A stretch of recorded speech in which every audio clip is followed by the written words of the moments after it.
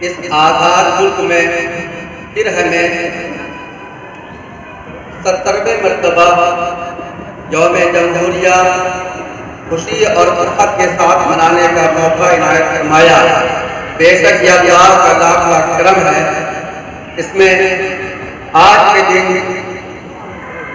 بچے، بچیاں، جوان، بوڑھے، مرد، عورت اور ہندوستان کے ہر طبقہ کے رہنے والے خوشیاں منا رہے ہیں۔ آئیے اس مبارک موقع پر محفل قرآن کریم مدنی مسجد نوادہ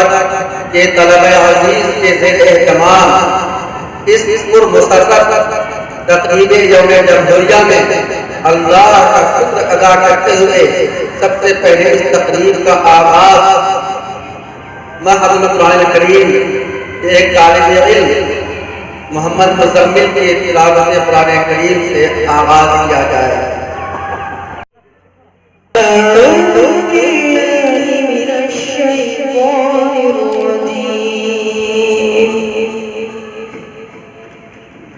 بسم الله الرحمن الرحيم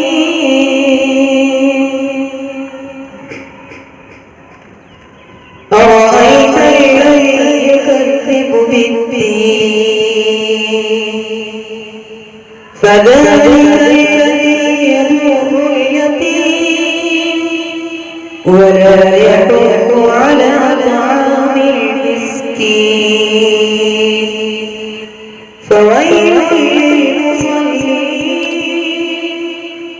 الذين هم عن صلاتهم ساهون الذين